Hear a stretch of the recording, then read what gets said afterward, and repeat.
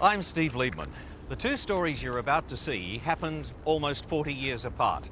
But while separated by a generation, they're remarkably similar. In December 2003 on Queensland's Sunshine Coast, 13-year-old Daniel Morecombe disappears while on his way to buy Christmas presents for the rest of his family. Crime Investigation Australia will retrace Daniel's last movements and feature moving interviews with members of his family. But first, we turn the clock back to Sydney, 1960, and a crime that's committed that is so brutal it leaves an entire nation stunned by its cruelty.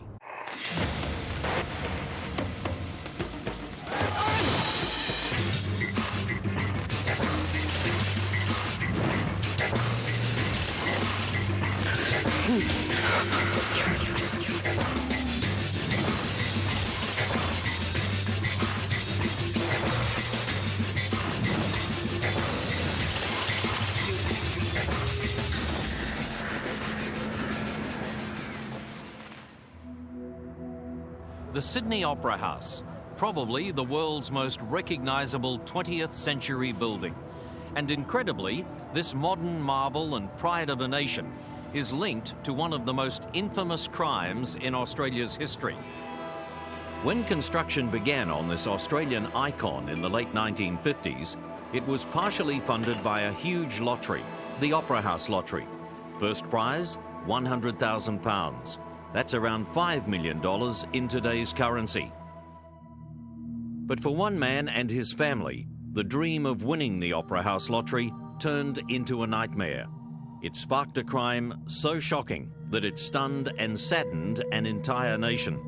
And it sparked a police investigation of extraordinary sophistication for its time. It was a case that would mark the origin of modern forensic science in Australia.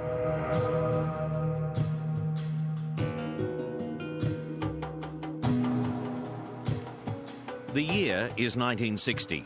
Sydney is a young city with a population of almost 2 million. There are a few skyscrapers and the Sydney Harbour Bridge dominates the skyline. Trams trundle the streets and Bondi is Australia's most famous beach. Basil Thorne is a 37-year-old commercial traveller living here at Bondi with his wife Frida and their two children, Graeme 8 and Belinda 3. He spends £3, almost a quarter of the average weekly wage, to chase everyone's dream. Like thousands of others, he queues to buy a ticket in Opera House Lottery number 10. Lo and behold, Basil Thorne's impossible dream comes true. He wins the lottery, £100,000, and like previous winners, he's front page news.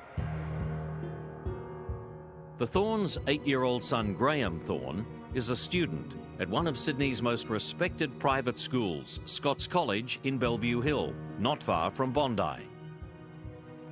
Thursday, July 7th, 1960, is shaping up as a sunny winter's day. Frida Thorne sends Graeme off to school, and it's the same routine each morning. Graeme leaves his home here in Edward Street at 8:30, turns into Wellington Street, and heads down to the corner of O'Brien Street. And there he waits for a family friend, Mrs. Phyllis Smith, who normally drives Graeme to school along with her two sons. On this particular morning, a schoolmate spots Graeme walking towards his normal corner. A few minutes later, Phyllis Smith arrives at the corner, but there's no sign of the boy. She sends one of her sons to look for him and then goes straight to the Thornes' flat. Frida, sensing something might be terribly wrong, contacts Bondi police. Yes, he's missing. Can you come down quickly, please? Sergeant Larry O'Shea is the first on the scene.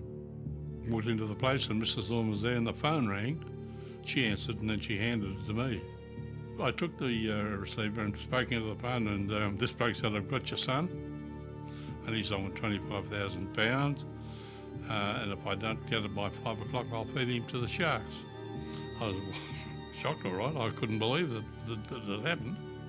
The threatening caller, speaking in a European accent, says he'll phone again later in the day. A shaken Sergeant O'Shea calls Bondi Police Station for reinforcements. Lloyd Noonan is a detective based there. You've got to get up here right away. A boy's gone missing. Well, we were at the station when, the police station at Bondi, when Sergeant O'Shea contacted us to tell us that they think that they've got this serious crime and we should get up to the house as soon as possible. Detective Sergeant Ken Beret is the boss of Bondi Detectives. Cars queued up outside the place, which we really, in the case of a kidnapping, wanted to be kept quiet. So I told them what they should do, move off quickly or get locked up. Despite police efforts to keep the story quiet, Daily Mirror reporter Bill Perry acts on a tip-off. I was in the office a bit after 9 o'clock, and Dave Dixon, who was one of our police round guys with good connections, he got a tip-off that the boy was missing, and I was dispatched to go to Wellington Street, Bondi, to make inquiries to see what was happening. At that stage, there was never any question of a kidnap. It was unheard of, a kidnap in Australia. Even the hardest criminals wouldn't have done anything to a child. So I just went out there thinking that I'm going to interview somebody about somebody who's missing, a lost kid. So I knocked on the door, and a big burly police sergeant answered, and he said, "What do you want?" And I said, to identify myself from the Daily Mirror, and could I speak to Mr. and Mrs. Thorne? And he said to me, "Look, if you've got any compassion, you'll go away or you'll leave." And I could hear some sounds of distress in the background, sobbing and moaning. Well, initially, we didn't want the media involved. We wanted to have time for the kidnapper to come forward and present his demands without anybody knowing about it, so that we could take the necessary action. The story is broken by legendary crime reporter Bill Jenkins in the afternoon paper. Freda Thorne, driving around Bondi with detectives searching for her son, sees the Daily Mirror poster. She is devastated. The only thing I remember, she came back to the flat where they were living, and she was most upset, and we had to settle her down because of that headline in the media. Basil Thorne is in northern New South Wales on business when Graeme goes missing. On his return to Sydney Airport, he's told that his son has been kidnapped. That evening, less than 12 hours after Graeme's disappearance, Basil goes to Bondi Police Station, and under the glare of television lights, he makes this impassioned appeal. You right? I'll be right, I think. Is there any appeal you'd like to make to... Well, all I can say is that the person that's got him, if he's a father and got children of his own, well, for God's sake, send him back in one piece. I can't. All right, gentlemen, if I could do the last, thanks. Sorry.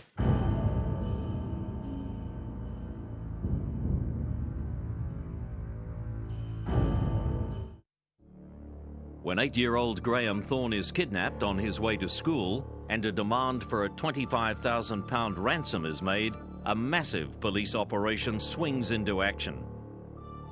Detective Sergeant Ernie Freeman is in charge. He's a tough, no-nonsense cop with years of serious crime investigation behind him. Freeman and his men are deeply concerned for Graeme's safety.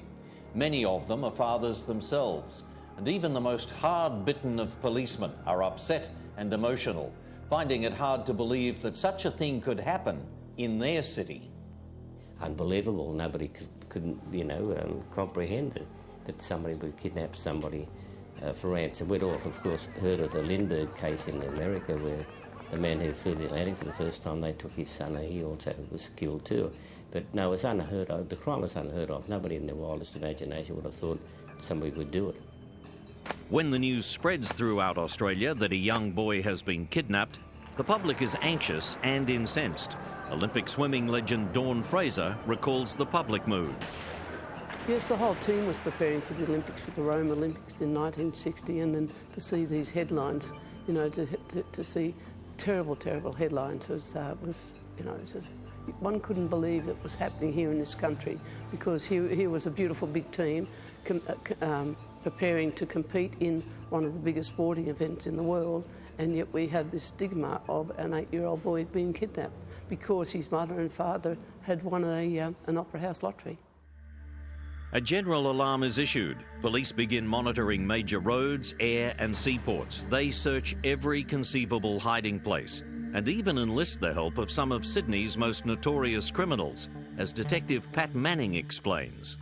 Oh, no argument. We had all the heavy crims, and like I mentioned, the ones that are dead, if you like, the McPhersons and the Freemans and all of those colourful characters that occupied the country. They let all their boys loose. They let everyone through the cross and everywhere find out who did this.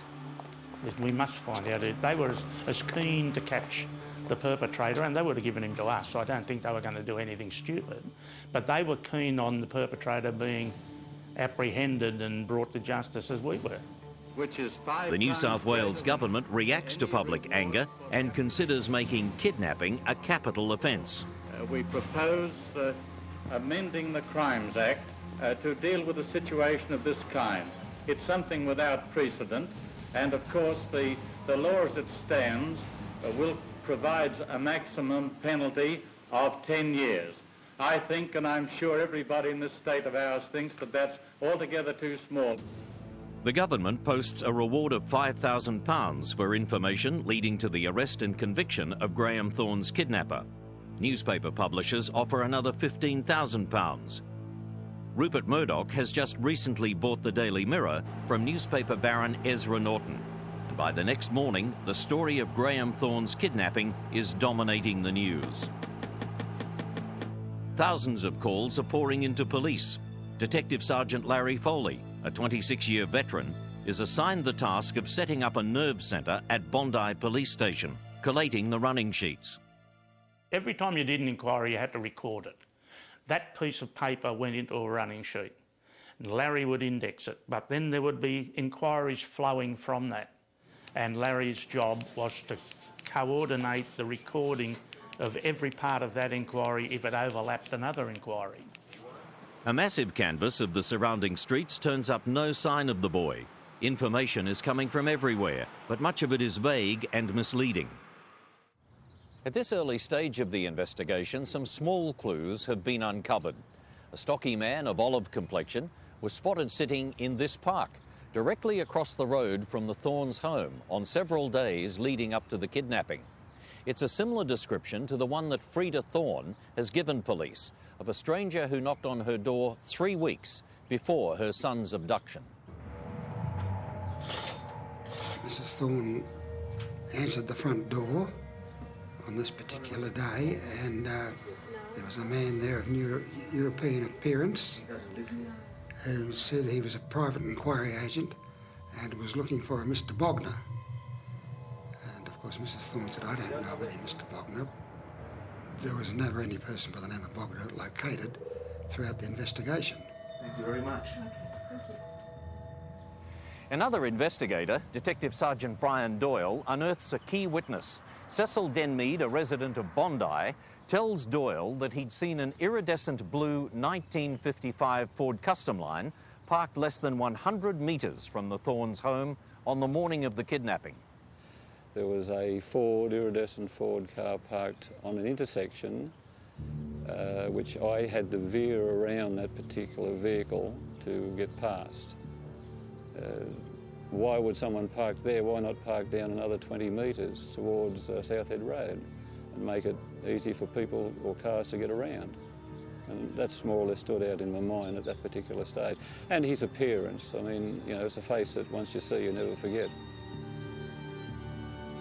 Cecil Denmead identifies the iridescent blue Ford as a 1955 Custom Line.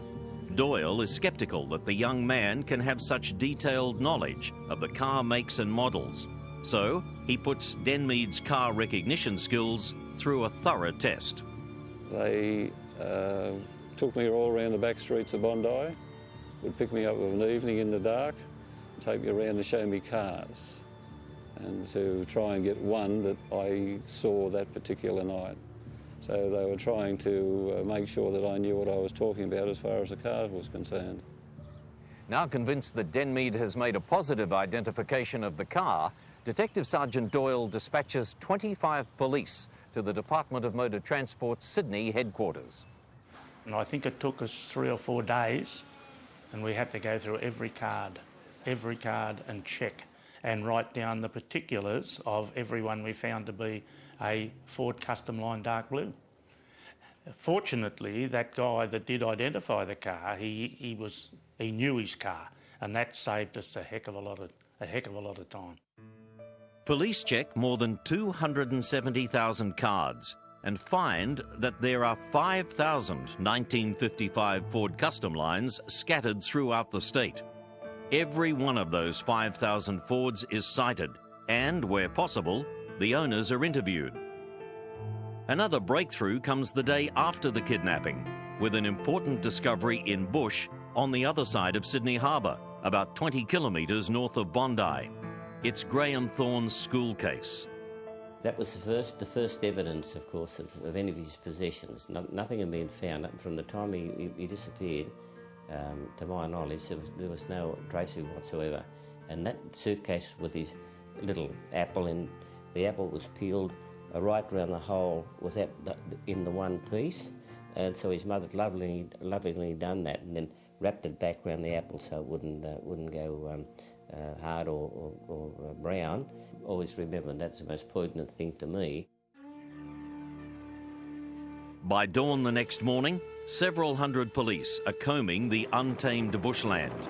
Navy helicopters, Army commandos and police skin divers join the search, along with sniffer dogs flown in from South Australia.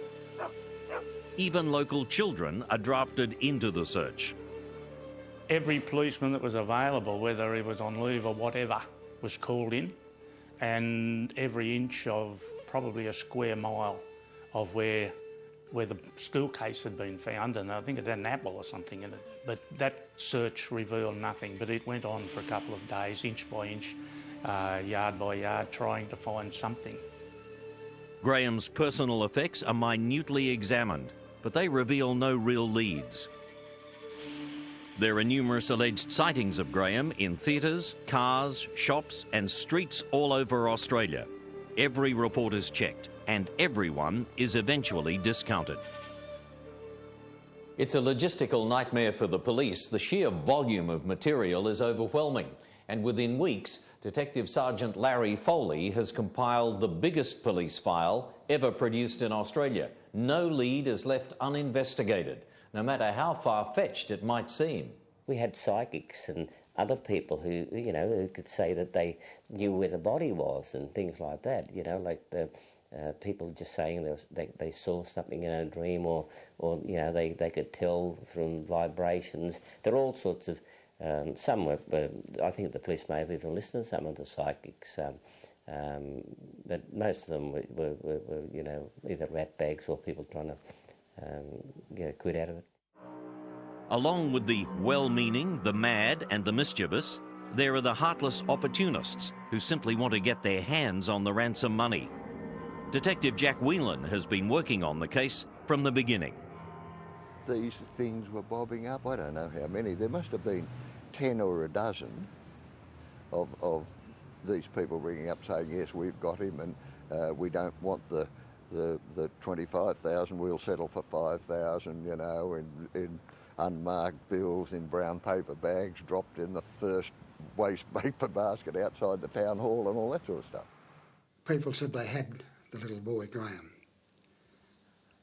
and demanded the ransom. And Basil had asked to speak to Graham on the phone, and of course the people said no, we can't speak on the phone, but we can answer any questions. So there'd be questions asked by Basil.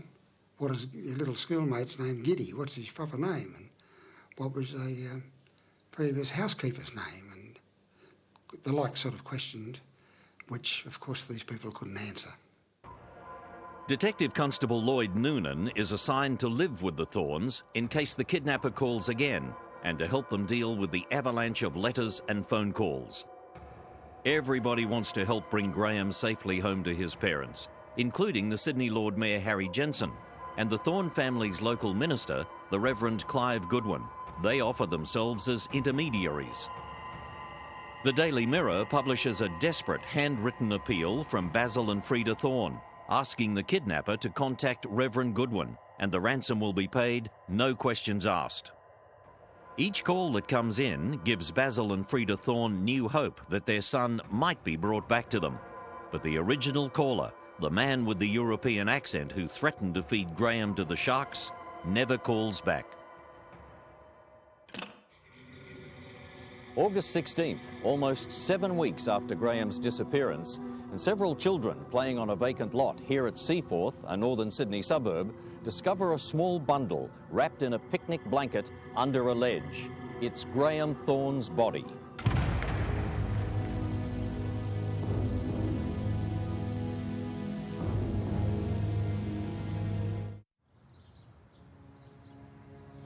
On August 16th, 1960, Australia's prayers and hopes turned to tears with the discovery of the body of 8-year-old kidnapped victim Graeme Thorne in a vacant lot in the northern Sydney suburb of Seaforth.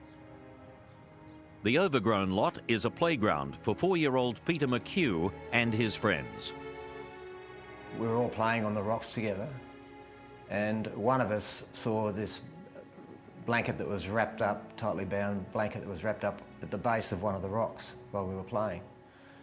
And we all speculated as to what it might be, and the obvious result of that speculation was that it could be a body in there. I remember us calling out to Eric Coughlin's mum, who lived next door to that rock, or those rocks, that we'd found something. And I can distinctly remember her leaning out the window telling us that we shouldn't touch it and don't go near it and have nothing to do with it and wait until our fathers got home from work. When those fathers, or most of the fathers came home from work, they got together and walked across and made an inspection then. And the result of that was that they found the body of Graeme Thorne. Detective John Snowden of the Police Scientific Bureau joins the investigation. I received a call that particular night that the body was found, and I would be taken into the CIB where I met up with my partner, Ted White. He was the senior man of the pair. We then went out to Grandview Grove, Seaforth, where we were shown where the body had been found. Where the boy was lying was under a rock, an overhanging rock ledge, which would only be possibly 15 or 20 metres west of the boundary of a residence. It was in a scrub area covered with low-lying scrub. Not an ideal place for people to walk, say, with their dog, or for even children to play. The scrub was fairly tightly packed and of a low-lying variety. In that area, I photographed the body before we touched it. It was wrapped in a rug, and at that stage you wouldn't know it contained a body. Having photographed it, we then removed part of the covering of the rug, saw that it was a body of a boy, and I took various photographs there before we moved him.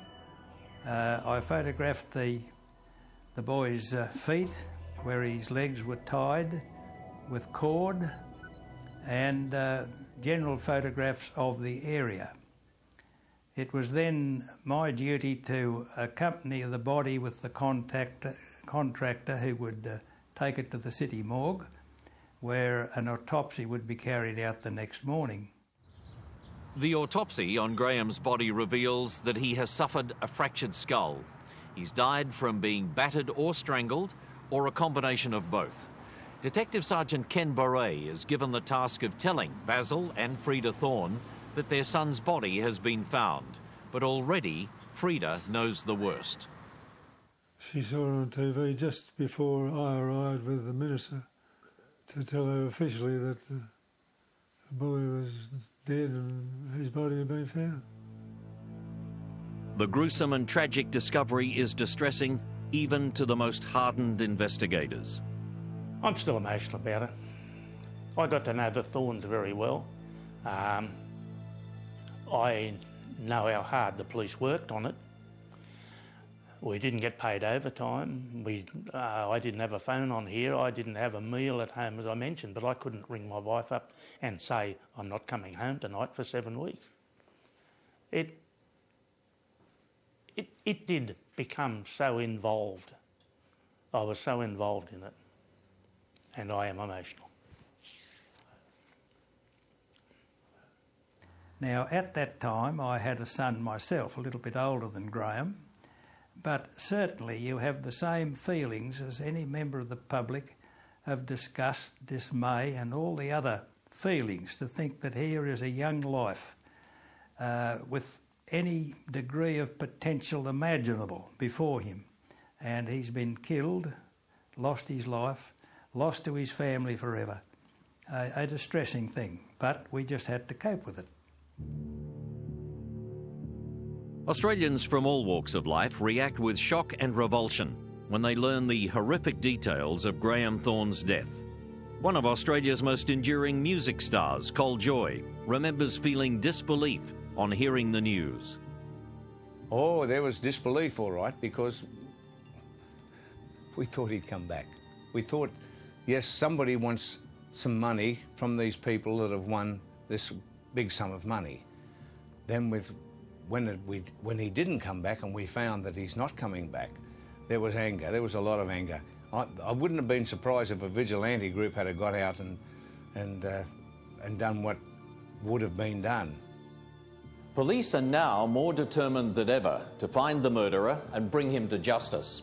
Officers from the Scientific Division carefully examine the Onkaparinga brand rug that covers Graeme's body. They're convinced that it will yield important evidence. When it was brought to the scientific section, it was placed on what we called our examination table.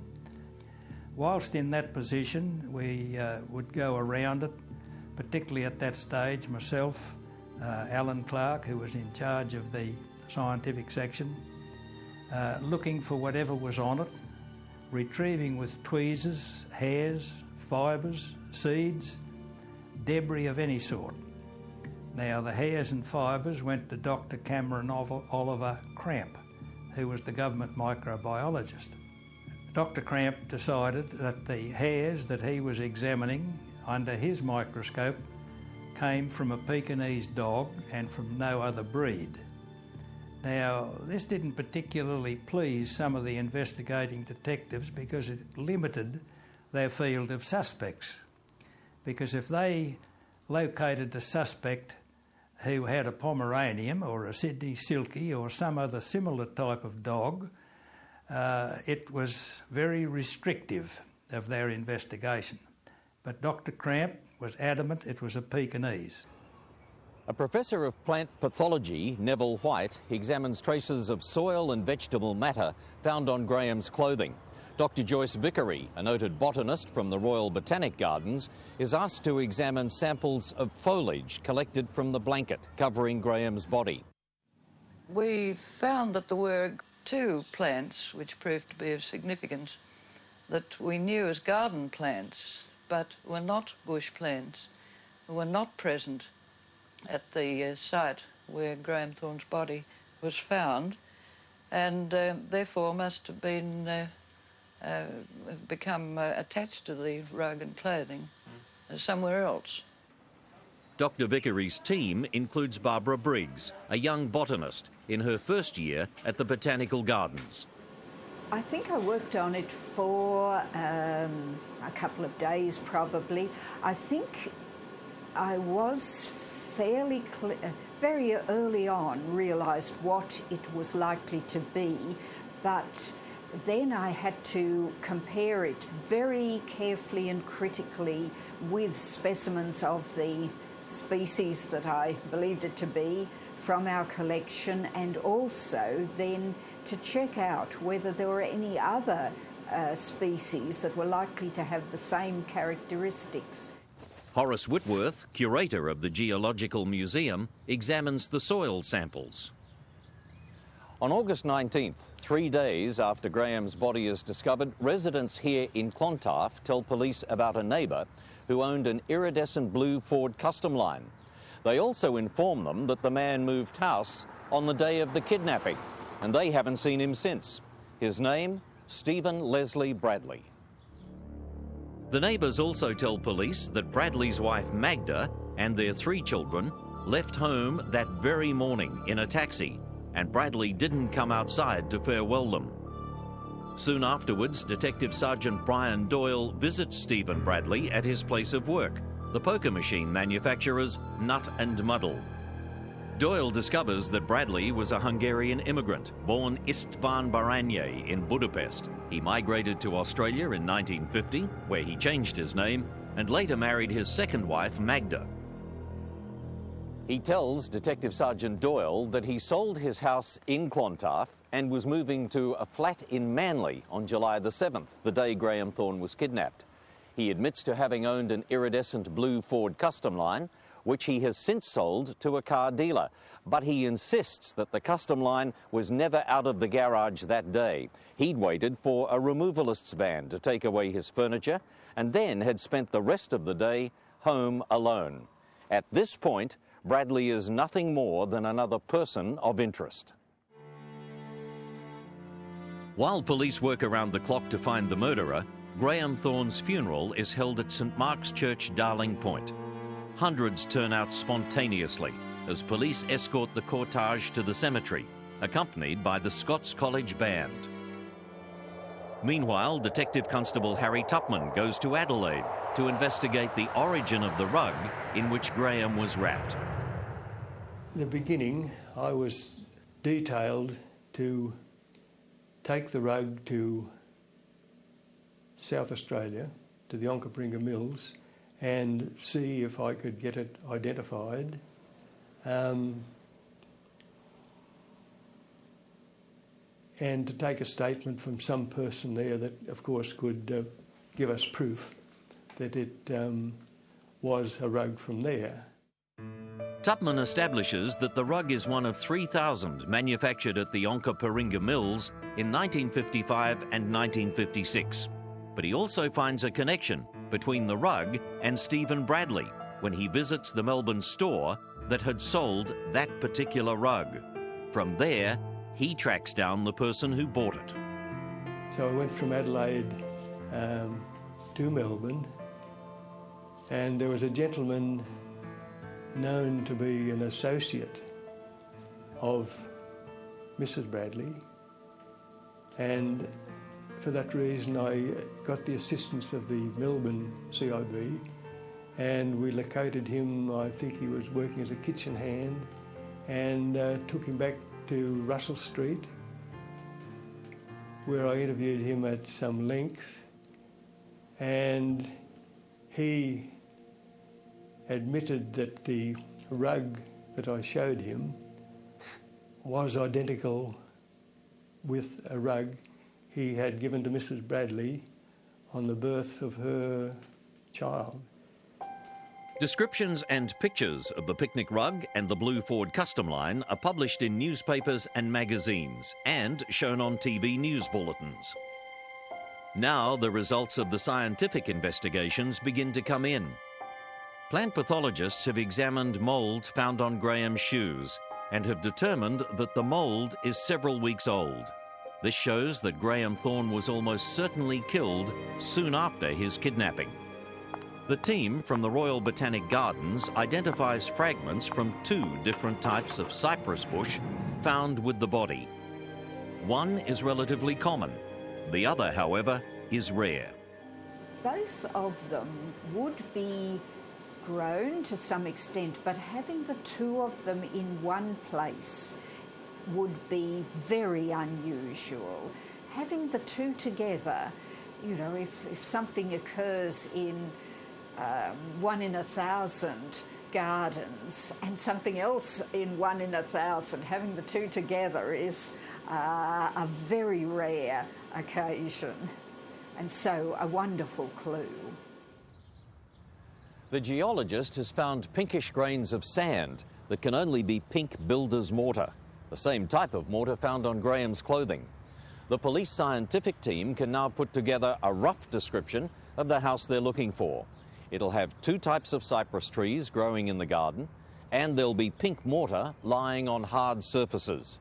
The occupant of the house either owns or owned an iridescent blue 1955 Ford Custom Line and will almost certainly have owned a Pekingese dog. Detective Roy Coleman, a meticulous investigator, is sent along with Detective George Shields for a street study of the area. What they discover is quite remarkable and will break open the investigation. The detectives had specimens of the plants we were looking for and also photographs of what they would be like. And with that information, a postman said that he did know of a place where there was an iridescent blue Ford. These people had moved out though, he said, and he thought that the house was built with pink limestone mortar, a little bit unusual in that area. And he said there were some unusual plants in the garden that look very much like the samples that you've got. And he referred us to a house in Moore Street, Clontarf, which was not a terribly long distance away from where the body was found. The man who owned this house and who moved on the day of Graeme Thorne's kidnapping is fast becoming the prime suspect. That man is Stephen Leslie Bradley, the same man who'd been interviewed by Detective Sergeant Doyle and who had admitted that he owned an iridescent blue Ford Custom Line. But now police have a new problem. Bradley has already fled the country.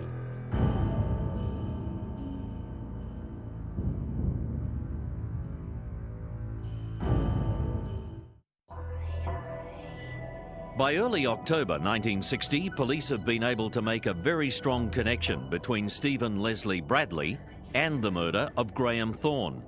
But Bradley has already sailed out of Sydney with his family aboard the ocean liner Himalaya, bound for London. When the Himalaya berths in Melbourne a few days later, Bradley sends a letter to real estate agent Harry Peachy.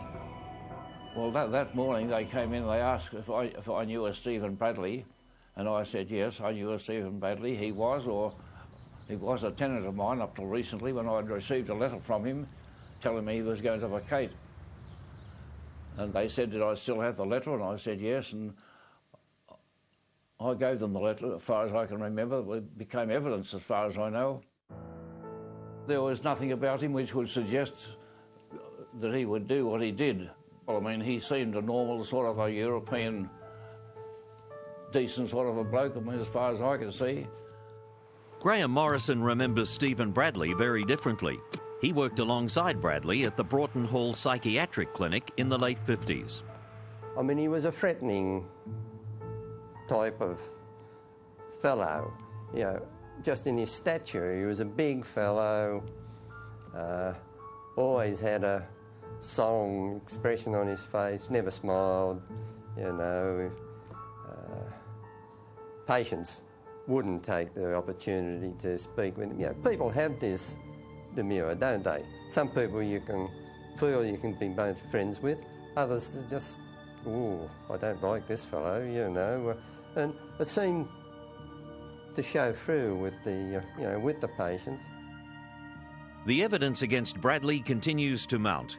Police from the Scientific Bureau returned to the house in Clontarf that Bradley has recently sold.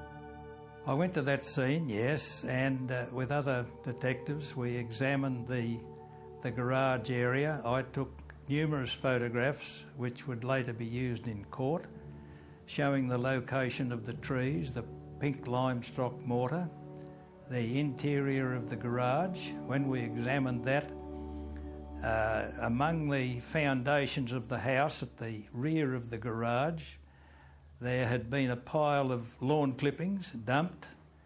There was damp clay there. There was pink limestone mortar amongst the bricks and not dressed as neatly as it was on the outside of the building. A single tassel of a rug was found in an area which was virtually a little bit out of sight. It was around behind a part of the foundations that you couldn't see from the entrance door. Jack Snowden also investigates the flat Bradley rented in Osborne Road, Manly. At the side of the flat, on the outside, amongst a pile of rubbish, a crumpled up length of 35mm black and white negative was found. This was taken to the scientific section, cleaned and flattened as best as we could, and prints were taken from it. The prints showed Bradley and his family sitting on a rug, identical in pattern to the one that was wrapped around the body. The dog hairs found on the rug have been identified as coming from a Pekingese. After questioning Bradley's neighbours in Clontarf, Detective Sergeant Jack Bateman learns that the suspect does in fact own a Pekingese. We found out that he had left a Pekingese dog with a veterinary hospital with instructions to send it overseas, and he would send the money for the dog to be transported. The dog was eventually found, examined, specimens of hair taken from it, which also proved to be identical to what we had on the rug. Detectives have also tracked down a vacuum cleaner that Bradley has recently sold. It contains hairs from the Pekingese dog and human hairs traced to brushes owned by Stephen and Magda Bradley. And then another major breakthrough. They tracked down the blue Ford Custom line. They found it in some car yard somewhere, and lo and behold, when they searched the boot of the car, there were hairs and fibres that matched the kids' clothing, and Graham's clothing and his hair. Now absolutely certain that Bradley is their man, police discover that the Himalaya is scheduled to call into Colombo, the capital of the former British colony of Ceylon. Hopeful that they can have him extradited back to Australia, they alert the captain of the ship, who keeps Bradley under close surveillance. 2 days after the ship berths, Bradley is arrested by police and imprisoned. Protesting his innocence, he sends wife Magda and their children on to London as he prepares to fight extradition. But getting Bradley home to face trial will be a legal marathon in itself. Ceylon, soon to be known as Sri Lanka, has recently become an independent nation and has no extradition treaty with Australia. But on October the 18th, after weeks of legal argument, the extradition request is finally granted. Bateman, who was the doyen of the investigators in those days, on many big cases and probably most successful homicide detective of his day, he and the Detective Sergeant Doyle was dispatched to Colombo to grab Bradley, exercise the extradition warrant and bring him back to Sydney. Doyle and Bateman do not sleep on the long flight home. They watch their man closely, even though Bradley is handcuffed at all times. Bradley is talkative throughout the flight, and as the plane approaches Sydney, he drops a bombshell. In the plane circling over Sydney, Bateman said Bradley led across to him and said, "I did it," or "I'd done it." He didn't speak very good English, and made that admission. But they brought him back, and I know that he confessed to Bateman on the way back on the aeroplane, because Bateman was absolutely fantastic with people. He could talk for hours and hours and win their confidence and make them feel that they'd done something rotten and that they'd feel a great deal better if they confessed. Wouldn't work with these louts around the streets now, but then it did. He was fabulous with it.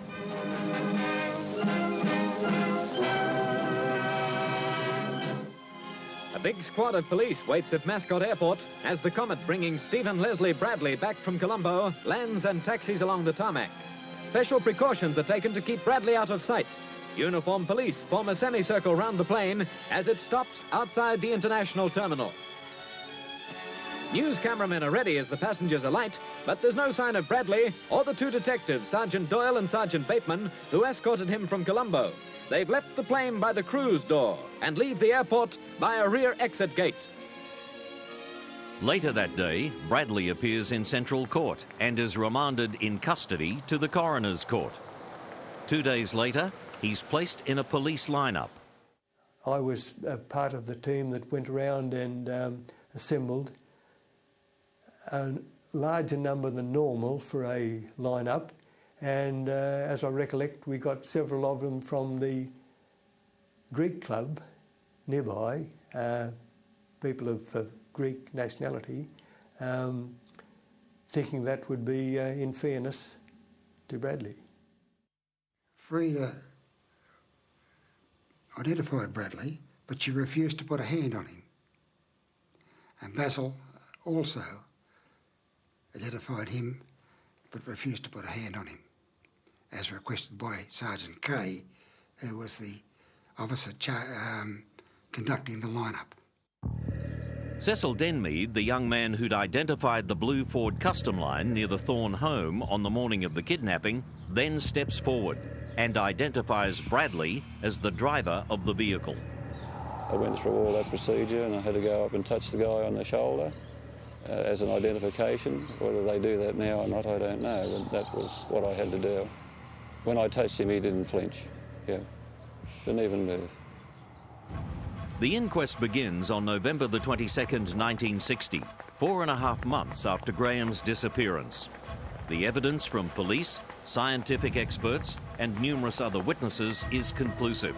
Stephen Leslie Bradley is ordered to stand trial for the murder of 8-year-old schoolboy Graeme Thorne.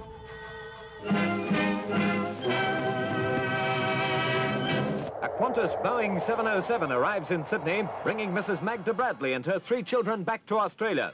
The state government paid the fares to enable Mrs. Bradley to appear as a defence witness at her husband's trial. 6 uniformed police are present to clear a path for the Bradleys as they make their way to the state government car, which drove them off to their city hotel. Later, she spent 2 hours with her husband's counsel, the public defender, Mr. Vizard. Mrs. Bradley saw her husband in Long Bay Jail for the first time since his arrest in Colombo. Detective Sergeants Bateman and Doyle will be 2 principal Crown witnesses as Stephen Leslie Bradley goes on trial for murder. Australia's trial of the century begins on the 21st of March 1961 with Justice Clancy presiding. Crowds flock to the court. The upper gallery is men only, so women begin pushing and fighting for seats in the only other public gallery at the back of the court.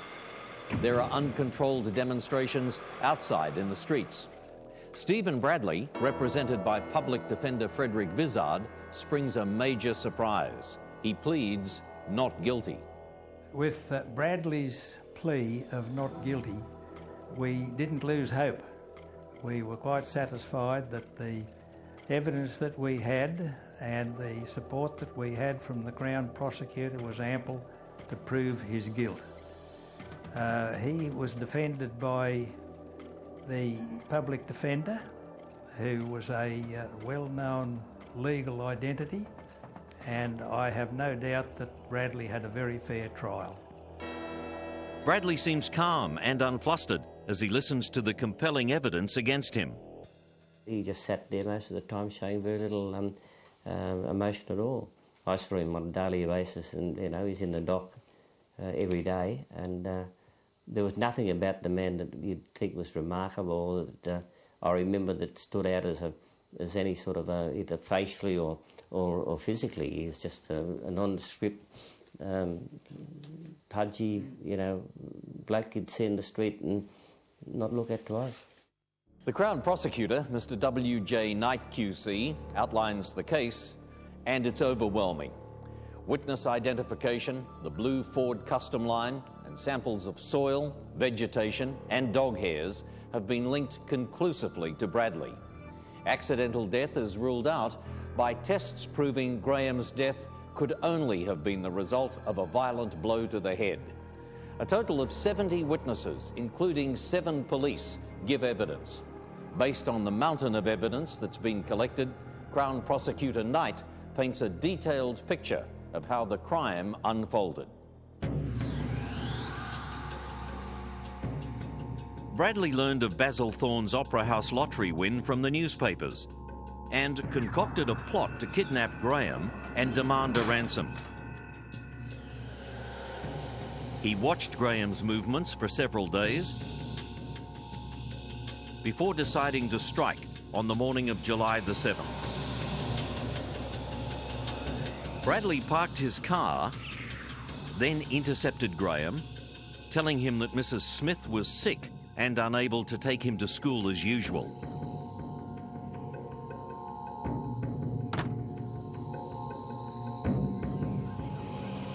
It's believed he then drove Graeme to nearby Centennial Park. It's almost certain that this is where he murdered the boy and threw his body into the boot of his car.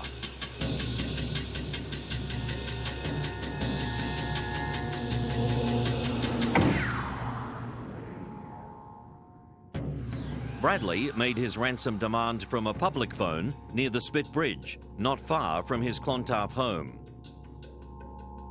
He then took the body home, wrapped it in the Onka Paringa brand rug, and dumped it in the vacant lot in Seaforth.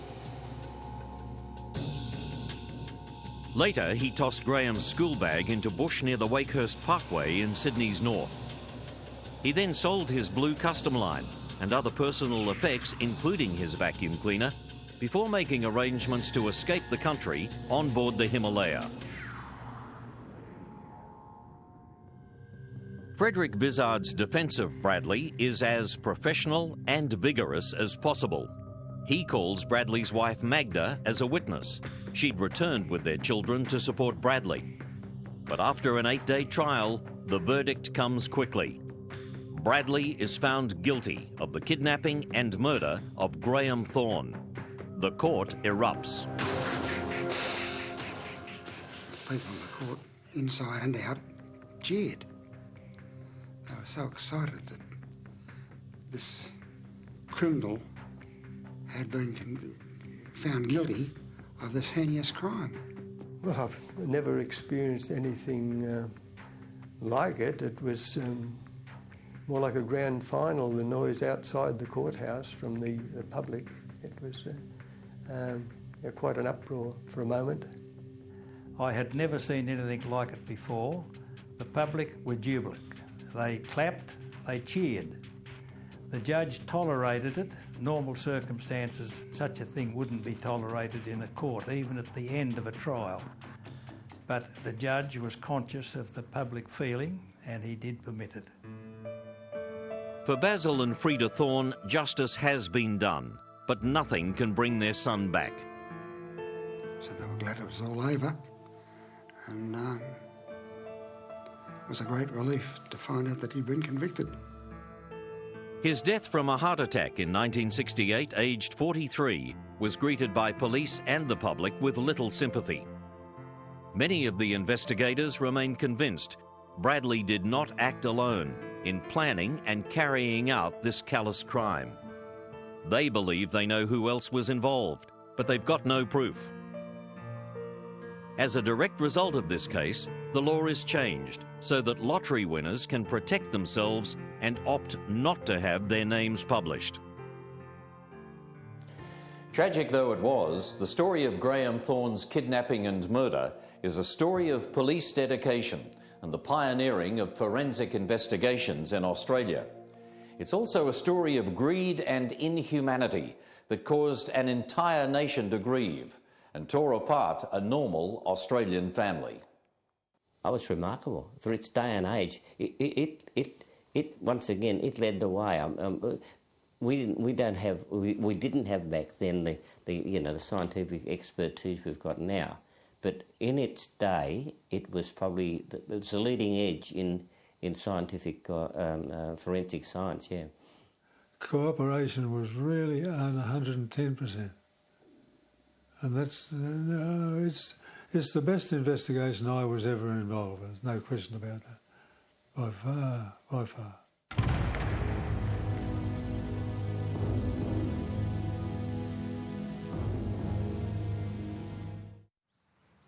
What happened here on Queensland's Sunshine Coast almost 2 years ago to 13-year-old schoolboy Daniel Morecombe is reminiscent of Graeme Thorne, both boys grabbed from busy streets. But unlike the kidnapping at Bondi so long ago, Daniel Morecombe is still missing, probably dead. His disappearance still the subject of intense media and public attention. The story you're about to see embraces a grieving family struggling to deal with the loss of a son. But as you'll also see, this is a story of unbelievable resolve and extraordinary spirit. This then is Daniel's story.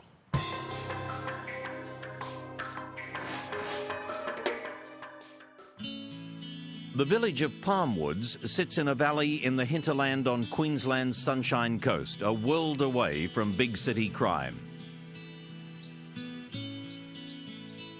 It's here in this idyllic part of Queensland that Bruce and Denise Morecombe have decided to settle. It's the perfect setting to bring up a family. It's a postcard paradise. But what happened here almost 2 years ago changes the Morecombe family's life forever, produces enormous public anger and support, and one of the biggest criminal investigations in Queensland's history, one that continues to this very day. We got up fairly early that day. It was a Sunday. The boys, often on the weekends, picked passion fruit on a neighbouring property, and it was also a day, being the 7th of December, that we had organised for a Christmas work do, which was in Brisbane. But as it turned out, on that morning there were just some misty showers passing by, so it was decided that they just postponed the picking for an hour and start at 7:30. Thus they had the perfect excuse, I suppose, to put it like that they didn't have to come to Brisbane to attend the Christmas function with us. It's the afternoon of Sunday, the 7th of December 2003. 13-year-old Daniel Morecombe, a twin and one of 3 Morecombe boys, heads for the nearby town of Maroochydore to buy Christmas presents for his family. His parents, Bruce and Denise, are away for the day, so Daniel plans to buy his presents and hide them before Mum and Dad come home. We weren't aware that the boys had split up on the day. He's taken the hour-long trip many times before, a 30-minute walk up the street until he hits the main road. And from there, he'll hail a bus for the 20-minute trip to Maroochydore. Senior Sergeant Julie Elliott is a member of the Queensland Police Media Unit. She's been closely involved with the investigation from the start. On that Sunday, December 7, Daniel had decided to go shopping to the Maroochydore shopping plaza. He'd asked his brothers whether they would like to go. There was Christmas shopping to be done and he wanted a haircut. And the other boys decided they didn't want to go. So Daniel left the house about 1 o'clock in the afternoon to walk down to the Nambour Connection Road to catch a bus, the 1:30 bus. And when that bus didn't come, unbeknownst to anyone, that bus had actually broken down. So a second bus was sent. It went past at about 10 minutes past 2, but even though Daniel hailed it, it didn't stop. What people saw from that bus was a man standing behind Daniel and a blue car and another man standing near that blue car. When the third bus went by a few minutes later, which was to stop at that bus stop, Daniel wasn't there, nor was the car or the 2 men.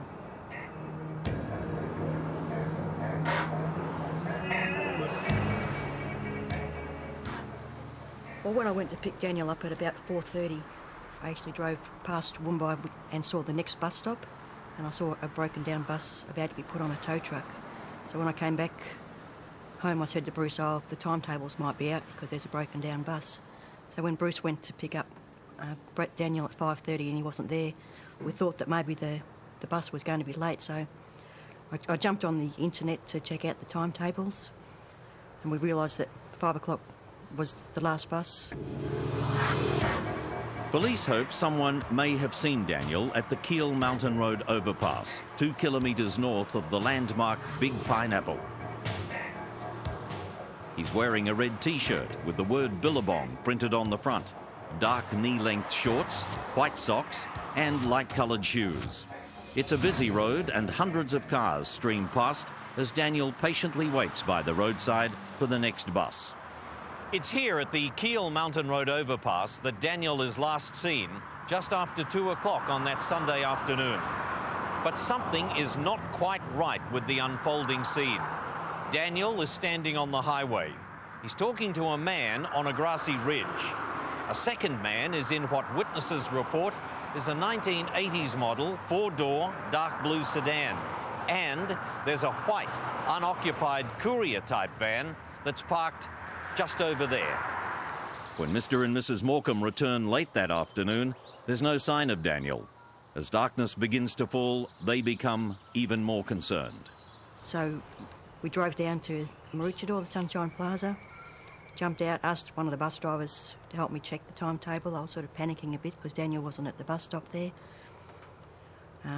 He told me the last bus was 5:05, so we came back home to see if Daniel was here. He wasn't here, so we really started to panic.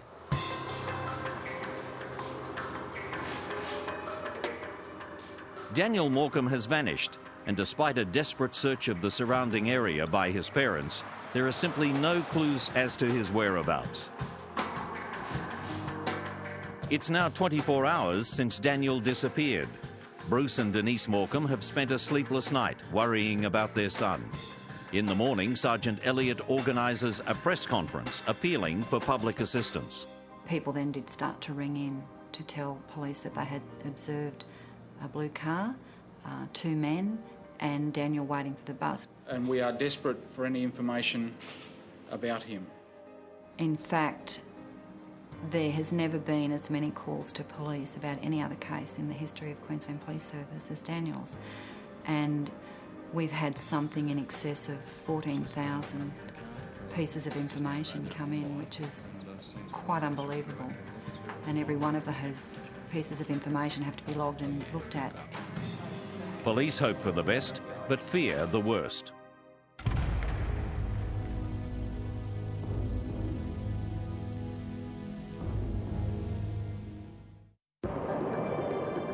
The search for Daniel Morecombe intensifies. The circumstances surrounding his disappearance are extremely unusual, and police and volunteers quickly launch a massive search in a desperate attempt to find the missing boy.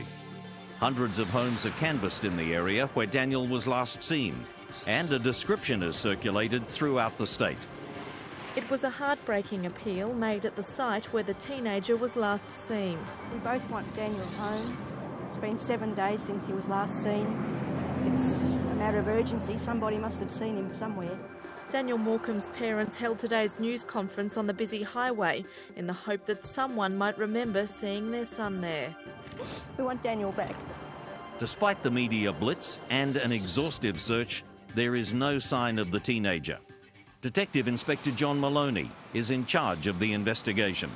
Well, we definitely have witnesses saw him walking down towards the bus stop, and we are certain that he was by the side of the road under the bridge, waiting for the bus. After that, there's a lot of speculation based on various witnesses' accounts of what happened. We don't know whether there was 1 or 2 persons involved. We believe the blue car is definitely involved, and in all likelihood there probably were 2 people. But there's a lot of gaps in our intelligence at this stage.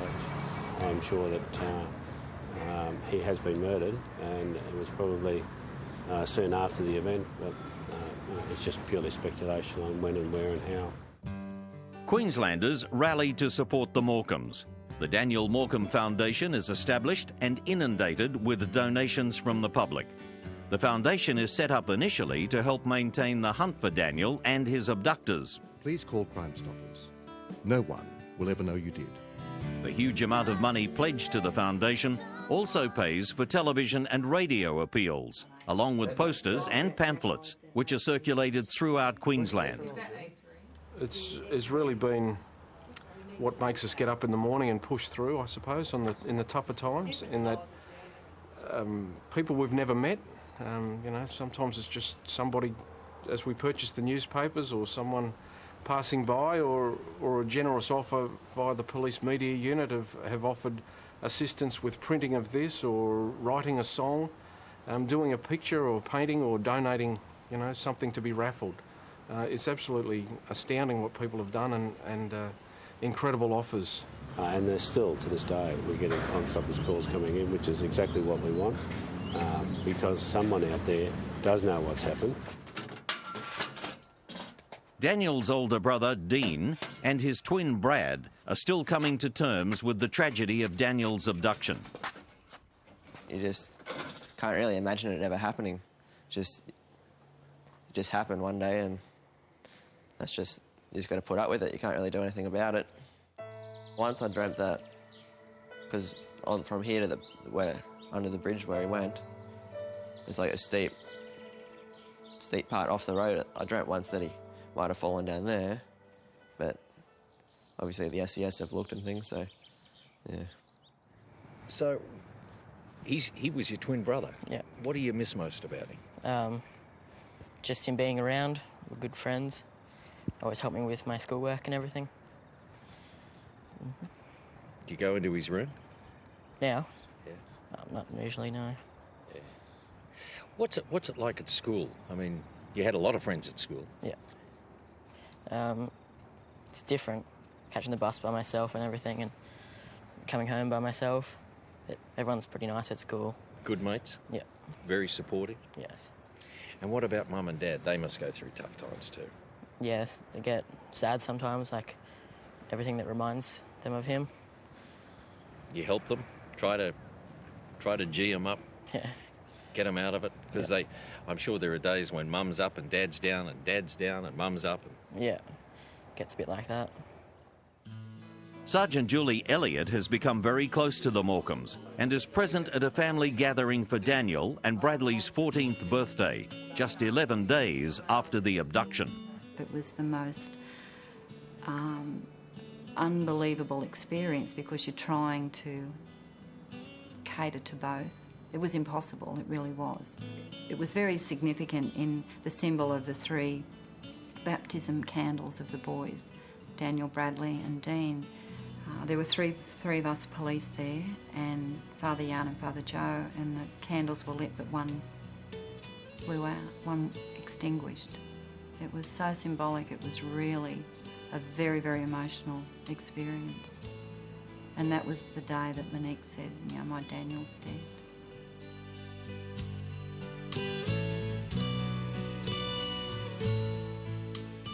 The Morecombe's are now living a nightmare. Everywhere they turn, they see Daniel. Photos of him are scattered throughout the house. Daniel's bedroom is littered with memories. Spread across his bed is a specially made quilt, presented to the Morecombe's as a moving tribute to their son's memory.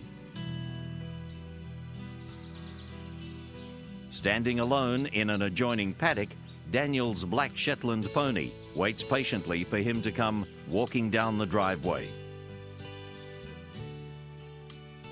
Daniel's plight galvanises the local community, and as the news breaks, the Morecombe family's pain is felt not just by Queenslanders, but by people across Australia. Someone must have seen something. Someone knows something. Someone holds the key. A national appeal is launched, and the public responds. Doesn't matter if it's daytime, nighttime, on a busy road, in a shopping centre. It can happen at any time to anyone. I mean, Bruce and I didn't ask for this to happen, but it can happen anywhere. And that's why we're launching the foundation, to appeal to people to, you know, to educate their children on child safety and abduction, and it can just happen to anyone. A vehicle of interest and a person of interest that's been seen. Police, sifting through literally thousands of pieces of information supplied by the public, release a sketch of a man seen talking to Daniel on the day he vanished. They also appeal for information about the blue sedan and the white van, also seen near the overpass. Days turn into weeks, weeks turn into months. But despite releasing descriptions of the men, the car and the van, police are still no closer to finding Daniel Morecombe. We've made inquiries in every state and territory in Australia, and we've had investigators travel to most states. We've made inquiries overseas. The red ribbons and bouquets that adorn the overpass where Daniel disappeared are now somewhat faded by the sun, but they convey the enduring and total public support for the Morecombe family. I think the biggest feeling that we all get is the sense of not knowing anything and how quickly it all happened, and it's coming up 2 years in December, and we've grown up heaps since then, but we still don't have that understanding. The Daniel Morecombe Foundation is a work in progress, a testament to him, his family and friends who just want to know where is Daniel and who took him. They and the police still want any information that will answer those questions, and they will never give up. Tim Ryan is a local businessman and family friend. Give yourselves up, because we'll find you. Give yourselves up. Have some bloody conscience. Just don't do it to anyone. You're not just doing it to a family, you're doing it to a whole community. You know, just give up, because we'll find you. We're straight people. We cannot tolerate it. It can't become part of our life. Everywhere you go in Queensland, you can see Daniel's face. It's on posters, bumper stickers, pizza boxes and milk cartons. Many companies have given generously of their time, money and resources. But they're not the only ones who've rallied around the Morecombe's. Among the many individuals who've lent their support is Dave the trucker. Dave has turned his prime mover into a travelling billboard. His regular route takes him from the Sunshine Coast to Toowoomba and Lismore, travelling around 3,000 kilometres every week. What price and what acts do you put on the life of a child? You know, people will be sitting there at home tonight. When you're sitting there, have a look at your 15-year-old or your 13-year-old and think what they're doing today. That's what Daniel is missing out on. His parents and brothers are missing out on. So, you know, it's a small token. It's a small effort as far as I'm concerned.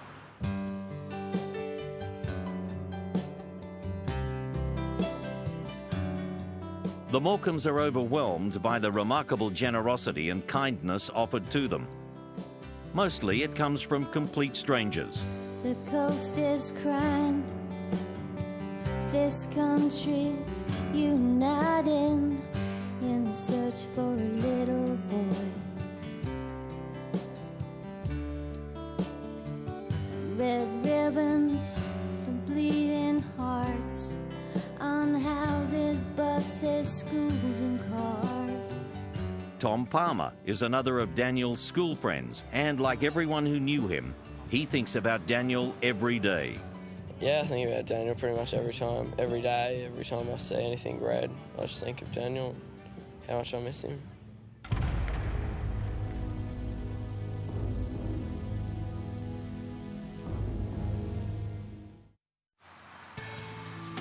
December marks the second anniversary of Daniel's disappearance. With the realisation that he won't be coming home, all that remains for Daniel's family and friends is a determination to solve the case and come to terms with their emotions. My anger hasn't come out. It's really strange. I think it sort of sits inside, but I know the day they do find these people, they won't be able to stop me. I don't think they'd let me near them, that's for sure. I suppose when we think back to the very early days, where I basically wrote a sign, it's a message from the heart that says, "Swing, you bastard, justice will be done." And really that's the controlled anger, I suppose, that I have. For the Morecombe's, there can only be one outcome that will ease their pain. They simply want closure. What we've got to understand is there's a child killer out there. We cannot let this person do it again. So if they're associated in any way, it may be a family member, a jilted lover, maybe just serve this guy a hamburger. Come forward with the information and put this prick away. Someone's got some information and, you know, they must have a conscience. And can they please just come forward and, you know, give our family some peace and don't let this crime happen again. There is nothing more certain than someone out there knows. And the people that are involved in this investigation will work until we get that bit of information. If someone out there thinks we're just going away, they're sadly mistaken. Sadly mistaken. There's a dedicated team of detectives working on this still 7 days a week. We know someone knows. Daniel did not disappear into thin air. Daniel was abducted and we believe murdered. Daniel, what we believe, is dead. His pain's over. You've got a family living this every waking moment of their life, an extended family. And from a police perspective, we need to and have to get these people that are responsible so that it doesn't happen again. Yes, someone knows. Someone out there knows something. The smallest piece of information can lead to solving the mystery of Daniel's disappearance. There's currently a $250,000 reward for information leading to the conviction of the person or persons responsible for Daniel's abduction. There is also the offer of indemnity to anyone not directly involved. If you have any information, you can call Crime Stoppers right now on 1800 333 000. They can ring in and hang up after having given a name, an address, a car registration. And I'd like them to think about spending half an hour with Denise Morecombe and then keeping that information to themselves. Just to look into her eyes and feel the pain, and you do when you're with her.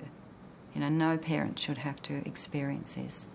No one. And they have, whoever has done this and whoever else knows about it, because people talk, then try and have some heart and some conscience about it. Tell someone, and then we can give that information to Denise, because all she wants to do is say goodbye to her son. She wants to do that and give him the dignity that he deserves out of an absolute tragedy.